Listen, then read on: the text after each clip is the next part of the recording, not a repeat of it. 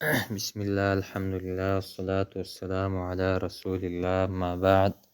مونږ تاسو په النحو الواضح کې د مبتدا او خبر بحث ووایي. نو دا ټول جملې دي، مبتدا او خبر په جمله کې راځي. د هغه نه وروسته مونږ تاسو جملې پېژنو چې جمله باید دوه قسمه ده. کله کله جمله مخکې اسمیه وي او کله کله جمله فعلیه وي. نو دې کې مصنف هغه بحث کوي د الجملة الفعلیة. نو دې کې دی مثالونه اول راوړي. الامثله: لمع البرق، وبرېښېدی برق. ګوره دې کې اوس ته دا ترکیب وکړه او دې کې بیا ځان ته فکر ووه چې دې کې فعل کومه دی او دا رقم اسم کومه دی. نو لمع وزن فعل دی، لمع دا فعل دی، فعل ماضي ده، او البرق فاعل دی. نو دا ترکیب کې څه واقع کېږي؟ لمع فعل، البرق فاعل. فعل سره د خپله فاعله جمله فعلیه خبریه جوړېږي. یعنې د هرې جملې جزء اول که فعل و دا جمله فعلیه ده، او جزء اول که اسم و نو دا جمله اسمیه ده. لکه اوس که دا جمله الټه واله البرق لمع، بیا دا جمله اسمیه دې ته ویل کېږي ځکه چې مخکې هغه اسم دی.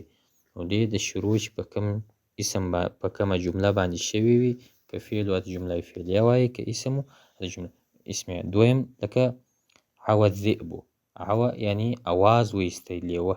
عوى فعل دی، الذئب فاعل دی. فعل سره خپله فاعله جمله فعلیه خبره. یسقط الثلج، ویله کېږي هغه واوره.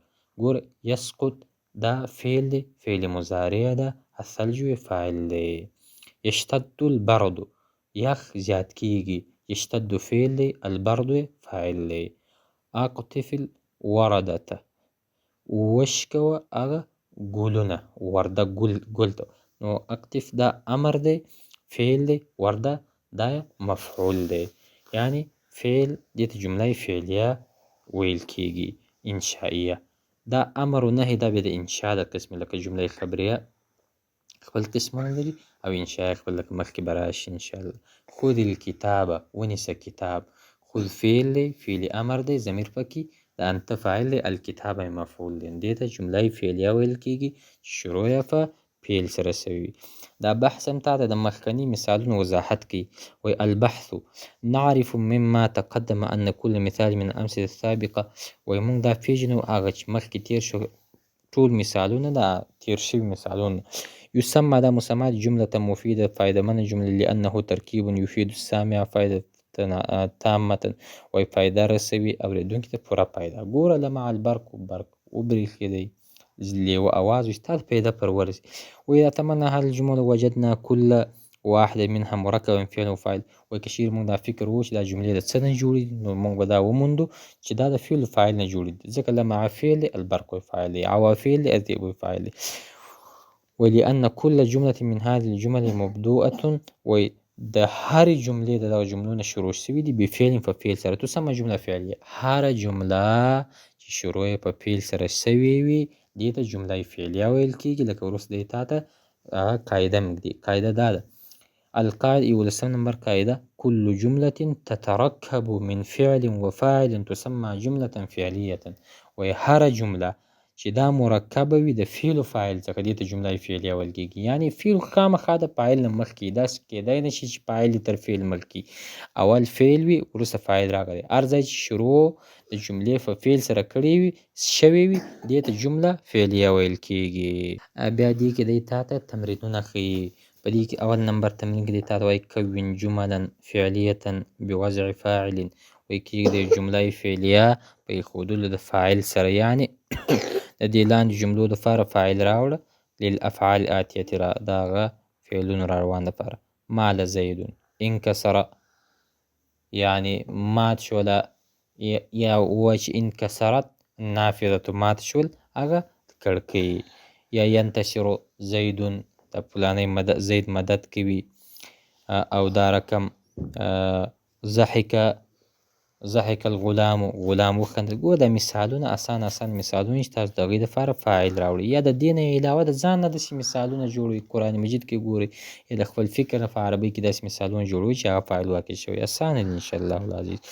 بیا دویم نمبر تمرین وایي کون جملا فعلیة وایي جمله فعلیه ذکر که جوړه که یجیء فيها كل اسم من الاسماء الاتیه چې راشي په دې کې هر اسم د را روان اسمونه فاعلا د فعل ماضي فاعل د فعل ماضي دپاره رؤي الهلال ولیدل شول همیش رؤیه فعل ماضي مجهوله ده الهلال به نائب فاعل یا فاعل نائب فاعل کان مقام د فاعل وي النجوم اوس د دې دپاره یو داسې مثال وګوره مخکې دې دپاره فعل ذکر کړه نو دې دپاره فعل ذکر کړه لکه طلعت النجوم ستوري راوختله یا مصباحو لکه زه وایم چې اغلق المصباح هغه برق بند کړلی شو یا دیکو لکه زه وایم صاح دیکو چرګوړي اواز وایستی یا الاسد جاء الاسد جاء الذئب جاء الحمار ګوره د فاعلونه یې وګرځوه د فعل دپاره اسانه جملې دي انشاءالله العزیز او بیا دریم نمبر تمرین کې وایي کون جملا فعلیة یجیء فیها کل اسم من الاسماء الاتیه وایي جوړه کړه داسې جمله فعلیه چې راسي دا اسمونه د دې را روانو اسمو کې دا اسمونه فاعل جوړ شي د فعل مضارع دپاره یعنې په دې را روانو جملو کې وایي فعل مضارع مخکې که فعل مضارع دپاره یو فاعل ذکر که زه وایم چې النارو اوس ګوره یوقد النارو دا اگر چې نایب فاعل واقع کېږي خو پر ځای فاعل یقطف الوردة دا پرې کوي ګلونه او دا رقم یذهب التاجر تاجر تګ کوي څلورم نمبر تمرین وایي کون جمله فعلیة یجیء فیها کل اسم من الاسماء الاتیة مفعولا به وایي داسې اسمونه راوړه داسې فعل فاعل ذکر که چې دا لاندې عبارات هغه مفعول ګرځېدلی وي یعنې دې کې دا مفعولونه وګرځوه زه وایم چې شفا الله المریض الله شفا ورکړه مریض ته شفا فعل دی الله فاعل دی المریض مفعول دی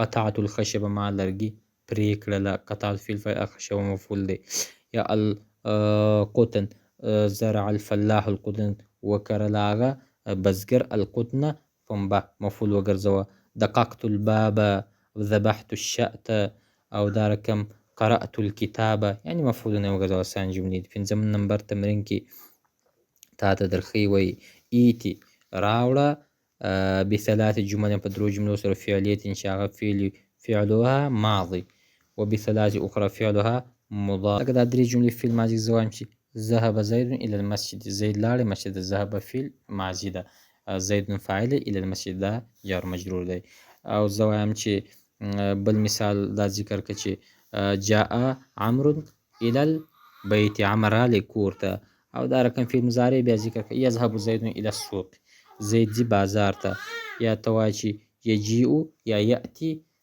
یا یجیء الزید الى الغرفة زید دا کمرې یا غرفې یا کوټې لره راځي شپږم نمبر تمرین دی وایي هاتي 5 جمل فعلیه فی موضوع الکره و 5 اخرى فی موضوع الدراجه وایي 5 جملې راوړه چې په موضوع د کره کې وي او 15 دا رقم نور جملې راوړه چې په موضوع د دراجه کې وي زه وایم چې لاعب فلان علی الکره یا بالکره او دا رقم په موضوع د دراجه کې زه وایم چې اتیتک علی الدراجه اسانه مثالونه دي انشاءالله العزیز بحث د جمله اسمیه به وایو